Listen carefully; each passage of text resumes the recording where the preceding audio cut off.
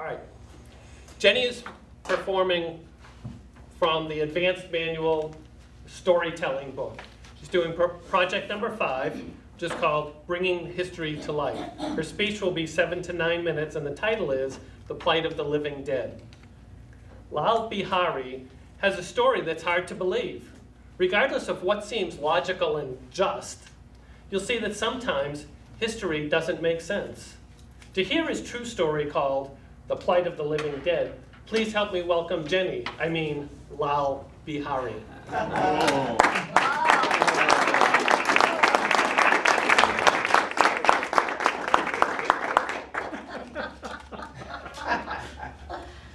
My name is Lal Bihari, and as you can see, I am very much alive. Watch me breathe. Watch me dance. Watch me pour the contents of this cup into Rich's lap. I won't do that, because that would be cruel. And as you're about to hear, I have experienced more than enough cruelty in my life. I was born for the first time in 1959 in a small province called Uttar Pradesh in India. Some people call it the Badlands. I simply call it home. We, the people of Uttar Pradesh, are many people who share a small amount of land. It is a land made up of plains, much like one of your states in your country, I believe that's called Kansas or something like that. We also border the Himalayan mountains, which means that our country is full of beauty and also poverty. And yes, we have financial poverty, but there are many types of poverty. And the type that most deeply affected my life is that of a moral nature. It's quite hard living in a place where your life can be bought for 12,000 rupees. That may seem like a lot of money, but 1,200 rupees is the equivalent of $20 in 1974. And that is the year that I died. I was 15 years old and newly married when I headed off to the bank. I had my blushing bride that I wanted to spend the rest of my life with, and I had a plan. I was going to start my own rickshaw business. All I needed was one, and I knew it would grow quickly.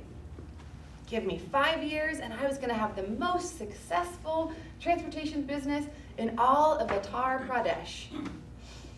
So with that excitement, I sat down with the banker and I explained my plan that I had been developing over many sleepless nights. And I asked him for a loan. He pulls out his big registration book, opens up and looks for my name. Now this is a large ledger that has all of the information of every single citizen who lives in our province.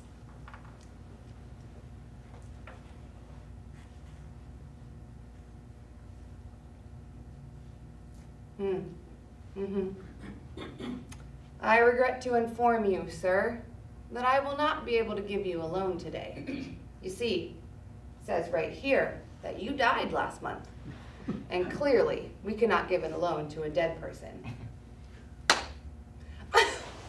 Excuse me? What do you mean I died? I'm right across from you, and you know me. We sat in your patio drinking tea and talking politics last week.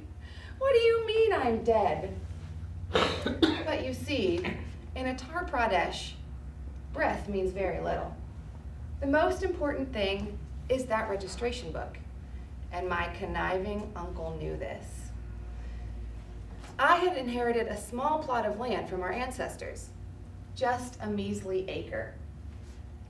But land is hard to come by in our province, and my uncle wanted it. And he knew he was next in line if anything should happen to me. One $20 bribe later, and my death was confirmed. But surely you're thinking, how much power can that registration book really have? Once again, I can breathe. And remember, I can dance. Just hand me that paperwork I have to fill out that shows that I truly am alive. Unfortunately, it took me 19 years to overturn that $20 bribe. 19 years I lived life as a dead man. But don't worry, I fought during those years, and sometimes I was pretty tricky. Like all the time I spent threatening and harassing, throwing things at the police and the councilmen in my village, because I wanted to get arrested. You can't arrest a dead man. If I had succeeded, they would have had to have admitted that I was alive. But they were also as smart as I was. Imagine my frustration that I couldn't even get myself arrested. Then I sent my wife to the office to apply for widow's benefits. Because if I was dead, we might as well profit from it. But the man who could make that decision bought vegetables from me last week, so he denied our application. My other plan was to try to run for office. I knew I didn't have the money, the power, or the clout to actually win. But all I wanted was my name on that ballot. Once again, a dead man cannot run for office. All I wanted was my name on there, because then they would have to acknowledge that I had a heartbeat. I lived as a dead man for 19 years because my uncle wanted 1 acre of land. And you're probably thinking that my story is unique, but sadly, it is not. Over the nearly 2 decades that I was fighting this, I found thousands of other men in the same predicament. Corruption of this sort is rampant in our province. I met one man who owned 5 plots of land, and a devious nephew had got him proclaimed dead on one of them. That man was 20% dead, and he could do nothing about it. Because of my experience and the experience of these thousands of others, I started an organization called the Uttar Pradesh Association of Dead People. We exist to overturn the hand of corruption and bring dead people back to life, but only on paper, of course.